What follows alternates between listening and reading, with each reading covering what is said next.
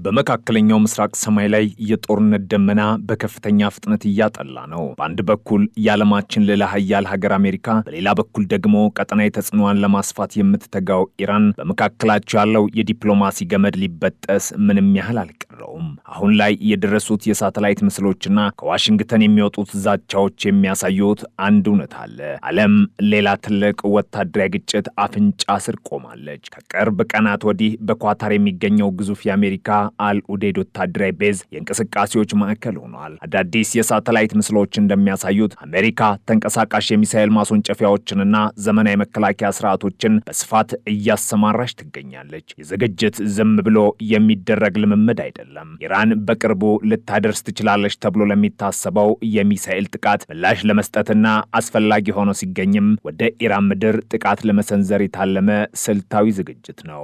እነዚህ ተንቀሳቃሽ ማስወንጨፊያዎች አሜሪካ በማንኛውም ሰዓትና በማንኛውም አቅጣጫ የሚሰነዘርባትን ጥቃት ለመመከት ያላትን ቁርጠኝነት የሚያሳዩ የወታደራዊ የበላይነት ማሳያ ምልክቶች ናቸው። ይህ በኳታር በረሃ ላይ የሚታየው ወታደራዊ ዝግጅት በዋሽንግተን ካለው ፖለቲካዊ ውጥረት ጋር ቀጥተኛ ግንኙነት አለው። ፕሬዚዳንት ዶናልድ ትራምፕ ወደ ስልጣን ከተመለሱ በኋላ ለኢራን ያላቸው አቋም ከመቼውም ጊዜ በላይ ጠንክሯል። ትራምፕ በግልጽና በማያሻማ ሁኔታ ለኢራን መሪዎች መልእክት አስተላልፈዋል። ከአሜሪካ ጋር አዲስና ጥብቅ ስምምነት ላይ ካልደረሳችሁ ዋጋ ትከፍላላችሁ የሚል ይዘት ያለው ማስጠንቀቂያ በየመድረኩ እያስተጋቡ ነው። ትራምፕ እንደሚሉት ከሆነ ኢራን የኒውክሌር አቅም እንድታዳብር አሜሪካ ፈቃደኛ አይደለችም። ብቻም ሳይሆን በየአካባቢው የምታሰማራቸው ታጣቂ ቡድኖችን እንድታቆምም ትፈልጋለች። ይህ ካልሆነ ግን አሜሪካ ወታደራዊ እርምጃ ከመውሰድ ወደ ኋላ እንደማትል ትራምፕ ፍንጭ ሰጥተዋል። የአሜሪካ ትዕግስት ገደብ አለው የሚለው የትራምፕ ንግግር በኢራን ወታደራዊና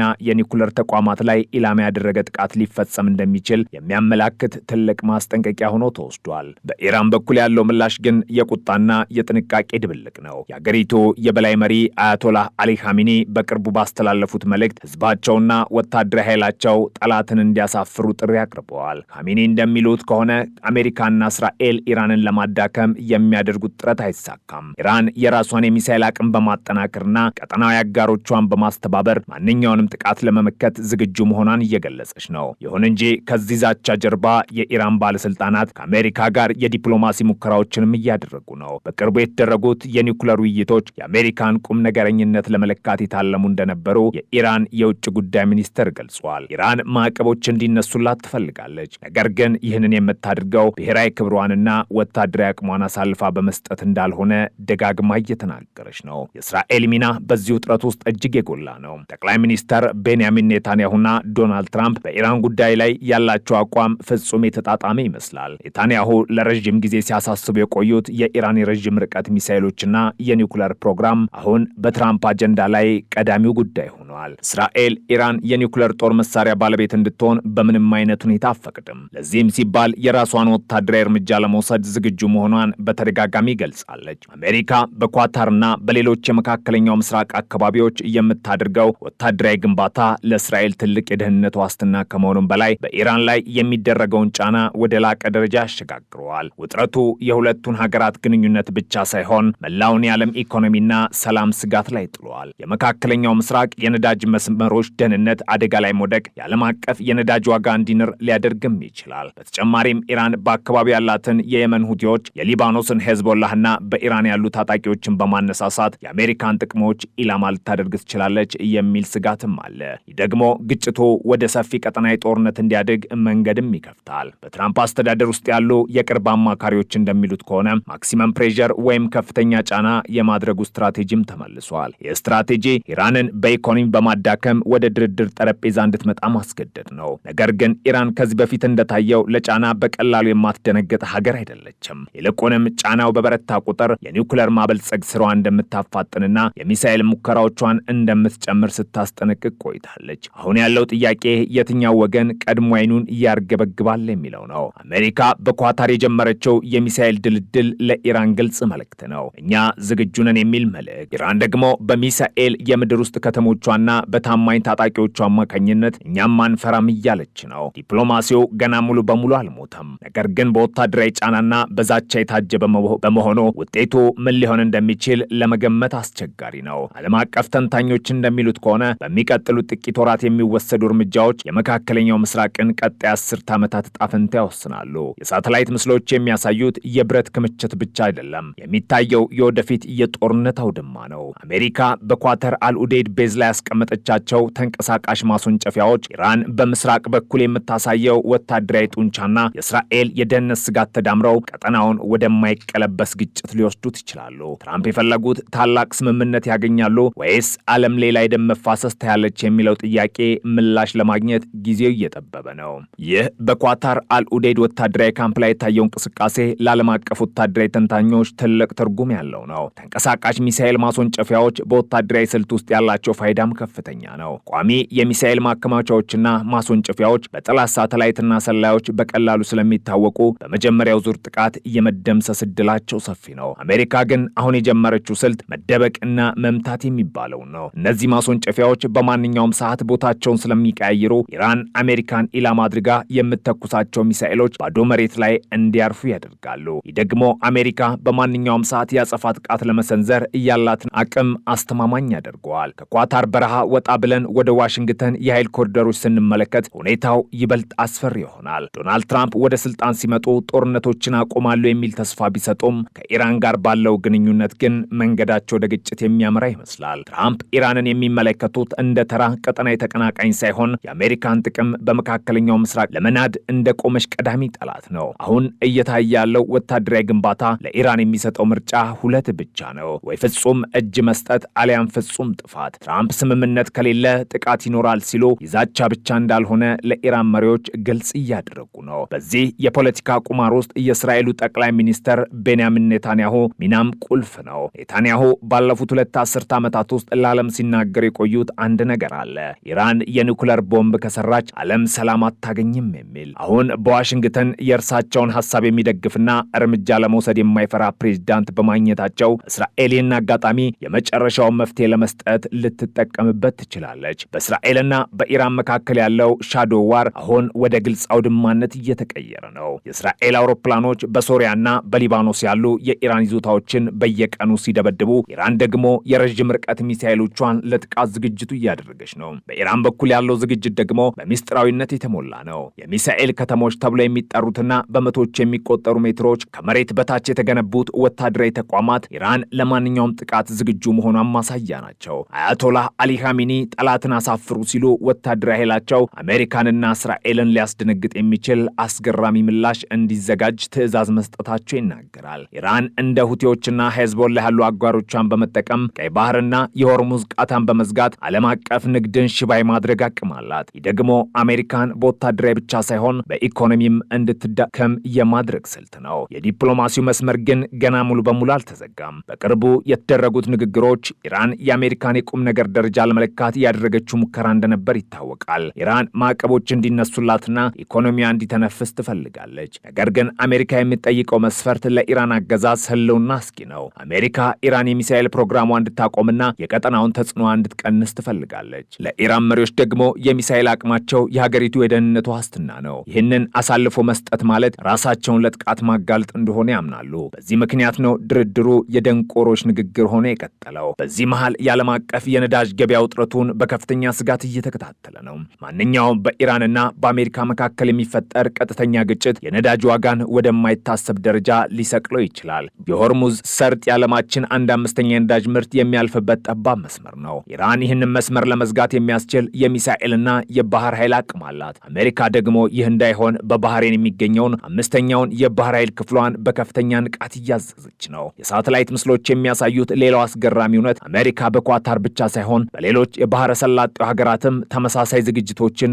እያደረገች መሆኑን ነው። በተባበሩት አረብ ኤሚሬትስና በሳውዲ አረቢያ የሚገኙ የአሜሪካ ካምፖች አዳዲስ የራዳር ስርዓቶችንና የድሮን መከላከያዎችን እያደራጁ ነው። ይህ የሚያሳየው አሜሪካ የምትጠብቀው ጥቃት ከኢራን ምድር ብቻ ሳይሆን ኢራን በየሀገሩ ካሰማራቻቸው ታጣቂዎች ጭምር መሆኑንም ነው። የድሮን ጥቃቶች በዘመናዊ ጦርነት ውስጥ ያላቸው ሚና የተረዳችው ዋሽንግተን ለዚህም የሚሆን የኤሌክትሮኒክስ ጦርነት መሳሪያዎችን በስፋት እያሰማራች ነው። የኢራን ሕዝብ በዚህ ውጥረት ውስጥ ሆኖ ያለው ስሜት የተደበላለቀ ነው። በኢኮኖሚ ማዕቀብ የደቀቀው ሕዝብ በጦርነት ስጋት ውስጥ መኖር ሰልችቶታል። ሆኖም ግን የአገር ፍቅር ስሜቱና የውጭ ወረራን የመቃወም ባህሉ መንግስቱ ለሚያደርገው ወታደራዊ ዝግጅት ድጋፍ እንዲሰጥ አድርጎታል። ኻሜኒ ጠላትን አሳፍሩ ሲሉ ይህንን ህዝባዊ ስሜት ለመቀስቀስ ጭምር ነው። በሌላ በኩል የአሜሪካ ስትራቴጂስቶች የኢኮኖሚ ጫናው ህዝቡን በመንግስቱ ላይ እንዲነሳ ያደርገዋል ብለው ተስፋ ያደርጋሉ። ነገር ግን ታሪክ እንደሚያሳየው የውጭ ዛቻ ሲበረታ ህዝቡ ከመንግስቱ ጎን የመቆም አዝማሚያ ያሳያል። የኔታንያሁና የትራምፕ ግንኙነት በዚህ ታሪክ ውስጥ የብረት ጥምረት ተብሎ ሊጠራ ይችላል። ኔታንያሁ በሀገራቸው ውስጥ ያለባቸውን ፖለቲካዊ ጫና ለመቋቋም በኢራን ላይ የሚወሰድ ወታደራዊ ድል ትልቅ ፋይዳ አለው። ትራምፕ ደግሞ አሜሪካን ዳግም ታላቅ እናድርጋት የሚለው መፈክራቸውን በተግባር ለማሳየት በመካከለኛው ምስራቅ ያለውን የኢራን ተጽዕኖ መስበር እንዳለባቸው ያምናሉ። ይህ የሁለቱ መሪዎች የጋራ ፍላጎት ቀጠናውን ወደማይቀለበስ ወታደራዊ እርምጃ እየገፋው ነው። አሜሪካ በኳታር አልኡዴይድ ቤዝ ላይ ያስቀመጠቻቸው ተንቀሳቃሽ ማስወንጨፊያዎች ከአንድ ዓመት በፊት ከነበሩት በቁጥርም በቴክኖሎጂም እጅግ የላቁ ናቸው። እነዚህ ማስወንጨፊያዎች የታወቁት ታድና ፓትሪዮት ሚሳኤል መከላከያዎችን እያካተቱ ናቸው። የእነዚህ መሳሪያዎች በቦታው መገኘት ማለት አሜሪካ የኢራንን ማንኛውም አይነት የሚሳኤል ጥቃት መክኖ ለማስቀረት ያላትን ዝግጁነት ያሳያል። ነገር ግን ጥያቄው ኢራን ይህንን መከላከያ ሰብሮ ማለፍ የሚችል ሃይፐርሶኒክ ሚሳኤል አላቱ የሚለው ነው። ኢራን በቅርቡ እንደዚህ አይነት ሚሳኤል እንደሰራች በይፋ ገልጻለች። ይህ እውነት ከሆነ በመካከለኛው ምስራቅ ያለው የኃይል ሚዛን አዲስ መልክ ይዛል። ዲፕሎማሲው በሞትና በሕይወት መካከል ባለበት በዚህ ወቅት ዓለም አቀፍ ተወካዮች በኦስትሪያ ቬናና በሌሎች ከተሞች በሚስጥር እየተገናኙ ነው። እነዚህ ዲፕሎማቶች የጦርነት አውዳሚነትን ስለሚረዱ አንድ መካከለኛ መንገድ ለመፈለግ እየጣሩ ነው። ነገር ግን በዋሽንግተንና በቴህራን ያሉት የፖለቲካ ሊቃን ያላቸው ልዩነት በጣም ሰፊ በመሆኑ የዲፕሎማሲው ስኬት በጭላንጭል ላይ ነው። ትራምፕ የሚፈልጉት ሁሉንም አጠቃላይ ስምምነት ሲሆን ኢራን ደግሞ የምትፈልገው የቆየው የ2015 ስምምነት እንዲከበር ነው። በኳታር የሚገኘው የአልኡዴይድ ወታደራዊ ካምፕ ታሪክን ስንመረምር አሜሪካ አሁን ለምን እንዲህ አይነት ግዙፍ ወታደራዊ ግንባታ እያደረገች እንደሆነ ለመረዳት አያዳግትም። ይህ ካምፕ በመካከለኛው ምስራቅ ለሚገኙ የአሜሪካ የጦር ኃይሎች እንደ ነርቭ ማዕከል የሚያገለግል ነው። ከዚህ ቀደም ለኢራቅና አፍጋኒስታን ጦርነቶች እንደ ዋና ማዘዣ ሆኖ አገልግሏል። አሁን ግን ትኩረቱ ሙሉ በሙሉ ወደ ፋርስ ባህረ ሰላጤ ማዶ ወደ ቴህራን ዞሯል። የሳተላይት ምስሎቹ የሚያሳዩት ተንቀሳቃሽ የሚሳኤል ማስወንጨፊያዎች ቁጥር መጨመር አሜሪካ ከዚህ ቀደም ትከተለ የነበረውን የመከላከል ስትራቴጂ ወደ ቅድመ ጥቃት መከላከል መቀየሯን ያሳያል። እነዚህ ማስወንጨፊያዎች አየር ላይ የሚወጡ የሚሳኤል ጥቃቶችን ከማክሸፍ ባለፈ በደቂቃዎች ውስጥ አጸፋዊ ጥቃት ለመሰንዘር የሚችሉ የረዥም ርቀት ሚሳኤሎችን እየታጠቁ ናቸው። ይህ በኳታር ምድር ላይ የሚታየው የወታደራዊ ጡንቻ ማሳያ በኢራን ከፍተኛ አመራሮች ዘንድ ከፍተኛ ቁጣን ቀስቅሷል። የኢራን ባለስልጣናት እንደሚሉት ከሆነ የውጭ ኃይሎች በቀጠናው መገኘት ለሰላም ሳይሆን ለውጥረት መንስኤ ነው። ኢራን ይህንን የአሜሪካ ዝግጅት እንደ ቀጥተኛ ትንኮሳን የምትመለከተው። በዚህም ምክንያት ኢራን በምላሹ የራሷን የሚሳኤል ዝግጅት በከፍተኛ ሁኔታ አፋጥናለች። በተለይም በቅርቡ ይፋ ያደረገችው ፋታ የተሰኘው ሃይፐርሶኒክ ሚሳኤል የአሜሪካን የፓትሪዮትና የታድ መከላከያ ስርዓቶችን ሰብሮ የመግባት አቅም እንዳለው ትናገራለች። ይህ የቴክኖሎጂ ሽኩቻ በመካከለኛው ምስራቅ ያለውን የኃይል ሚዛን እጅግ አደገኛ በሆነ ሁኔታ እየቀየረው ነው። ከወታደራዊ ሰልፍ ባሻገር በዲፕሎማሲው መስመር ያለው ሽኩቻም ልብ አንጠልጣይ ነው። የኢራን የኒውክሌር ድርድር ቡድን በቅርቡ በሰጠው መግለጫ ከአሜሪካ ጋር የተደረጉ ንግግሮች የዋሽንግተንን ቁም ነገረኝነት ለመለካት ብቻ እንደነበሩ ገልጿል። ኢራን አሁንም ድረስ አሜሪካ ከዚህ ቀደም የገባችውን ቃል እንደማታከብር ስጋት አላት። ፕሬዚዳንት ዶናልድ ትራምፕ በበኩላቸው የ2015ቱ ስምምነት አደገኛና ጉድለት ያለበት መሆኑን በተደጋጋሚ ተናግረዋል። ትራምፕ የሚፈልጉት ኢራን የኒውክሌር መብቷን ሙሉ በሙሉ የምትተውበት፣ የሚሳኤል ፕሮግራሟን የምታቆምበትና በቀጠና ያላትን ተጽዕኖ የምትቀንስበት አዲስ ስምምነት ነው። ይህንን ስምምነት ካልተቀበለች ግን ወታደራዊ እርምጃ ብቸኛው አማራጭ ሊሆን እንደሚችል ፍንጭ ሰጥተዋል። ስምምነት ካልተደረሰ ውጤቱ አስከፊ ይሆናል የሚለው የትራምፕ ንግግር ቴህራን ላይ ትልቅ የስነ ልቦና ጫና ፈጥሯል። በዚህ ሁሉ ጥረት መሃል የኢራኑ የበላይ መሪ አያቶላህ አሊ ካሚኔ የሰጡት ጠላትን አሳፍሮ የሚለው መልእክት ለኢራን ወታደራዊና ሲቪል መዋቅር እንደ ትእዛዝ ተወስዷል። ካሚኔ ይህንን ያሉት ኢራን በውስጥና በውጭ ከፍተኛ ጫና ውስጥ ባለችበት ወቅት ነው። በሀገር ውስጥ ያለው የኢኮኖሚ ቀውስና በውጭ ያለው ወታደራዊ ዛቻ ህዝቡን ተስፋ እንዳያስቆርጥ ካሚኔ ጽናትና ጥንካሬን እየሰበኩ ነው። መልእክት በተለይ ለኢራን አብዮታዊ ጥበቃ ኃይል ትልቅ መመሪያ ነው። ይህ የጦር ክፍል የኢራን የሚሳኤልና የኒውክሌር ፕሮግራም ዋና ባለቤት በመሆኑ ለአሜሪካ ማንኛውንም አይነት ወታደራዊ እርምጃ ምላሽ ለመስጠት በከፍተኛ ዝግጁነት ላይ ይገኛል። የእስራኤል ስጋት ደግሞ ከሌላው ወገን እጅግ የጎላ ነው። ለእስራኤል የኢራን የኒውክሌር ባለቤት መሆን የህልውና አደጋ ነው። ቤንያሚን ኔታንያሁና ዶናልድ ትራምፕ ያላቸው የቅርብ ግንኙነት እስራኤል በኢራን ላይ ወታደራዊ እርምጃ እንድትወስድ አረንጓዴ መብራት ሊሰጣት እንደሚችል ተንታኞች ይናገራሉ።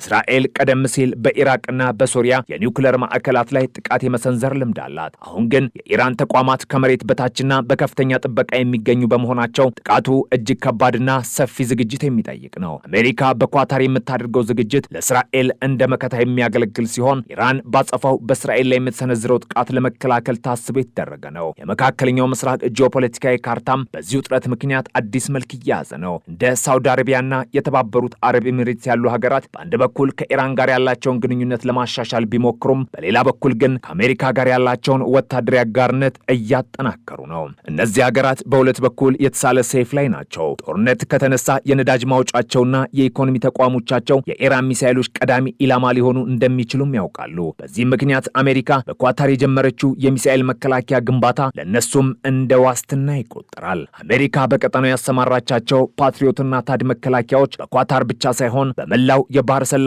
ሀገራት ተሰራጭተው የኢራንን ጥቃት ለመመከት ዝግጁ ሆነዋል። ጦርነቱ ቢነሳ ግን ውጤቱ ለቀጠናው ብቻ ሳይሆን ለዓለም አቀፍ ደህንነት አስከፊ ይሆናል። ኢራን ያሏት ፕሮክሲ ወይም ተላላኪ ታጣቂዎች ከሊባኖስ እስከ የመን፣ ከሶሪያ እስከ ኢራቅ የተዘረጉ ናቸው። እነዚህ ቡድኖች በአሜሪካ ካምፖች፣ በእስራኤል ከተሞችና በዓለም አቀፍ የንግድ መርከቦች ላይ የተቀናጀ ጥቃት እንዲሰነዝሩ ትዕዛዝ ሊሰጣቸው ይችላል። ይህ ማለት ጦርነቱ በሁለት ሀገራት መካከል ብቻ የሚወሰን ሳይሆን መላውን መካከለኛው ምስራቅ ወደ ትርምስ የሚከት ይሆናል ማለት ነው። አሜሪካ ይህንን ስጋት ለመቀነስ በኳታር አልኡዴድ ቤዝ የምታደርገውን ዝግጅት በሳይበርና በኤሌክትሮኒክስ ጦርነት የታጀበ እንዲሆን አድርጋለች። የኢራንን የሚሳኤል ማዘዣ ስርዓቶች በሳይበር ጥቃት ሽባ የማድረግ እቅድ የአሜሪካ ዋነኛ ስትራቴጂ ነው። የኢራን ኒውክሌር ፕሮግራም አሁን የደረሰበት ደረጃ አሜሪካና እስራኤልን እንቅልፍ እየነሳ ነው። ኢራን የዩራኒየም እስከ 60 በመቶና ከዚያ በላይ ማበልጸግ መቻሏ ቦምብ ለመስራት በጣም ጥቂት እርምጃዎች ብቻ እንደሚቀሯት ያሳያል። ትራምፕ ይህን ሂደት ለማስቆም ከፍተኛ ጫና የመፍጠር ስልታቸውን በድጋሚ ተግባራዊ እያደረጉ ነው። ኢራን ግን እጅ አልሰጥም በሚል ጽናት የኒውክሌር እንቅስቃሴዋን የድርድር ካርድ አድርጋ እየተጠቀመችበት ነው። በኢራን በኩል ያለው መልእክት ግልጽ ነው። ማዕቀቡን ካላነሳችሁ ቦምቡን መስራታችን እንቀጥላለን የሚል። ይህ በሁለቱ ወገኖች መካከል ያለው የድሮ ጨዋታ ማን ቀድሞ እጅ እንደሚሰጥ ለማየት የሚደረግ አደገኛ ፍልሚያ ነው። በኳታር የሚታዩት እነዚያ ተንቀሳቃሽ ሚሳኤል ማስወንጨፊያዎች የአንድ ትልቅ ታሪክ መጀመሪያ ናቸው። አሜሪካ በታሪኳ በመካከለኛው ምስራቅ ካደረገቻቸው ወታደራዊ ግንባታዎች ሁሉ አሁን ያለው በቴክኖሎጂ የላቀና በስልት የተራቀቀ ነው። ዝግጅት ለኢራን የሚሰጠው መልእክት የጦርነቱን ዋጋ አስብ የሚል ነው። ኢራን በበኩሏ በካሚኒ መሪነት ጠላትን እናሳፍራለን በሚል ዛቻ ምላሽ እየሰጠች ነው። ዓለም አቀፍ ማህበረሰብ በታላቅ ስጋት ወደ ፋርስ ባህረ ሰላጤ እያየ ነው። ዲፕሎማሲው የመጨረሻ ትንፋሹን እየወሰደ ባለበት በዚህ ሰዓት የብረት ድምፅና የሚሳኤል ዛቻ ቀጠናውን እያናወጠው ነው። የወደፊቱ ጊዜ የሚወሰነው በዋሽንግተን ውሳኔና በቴህራን ምላሽ ላይ ነው።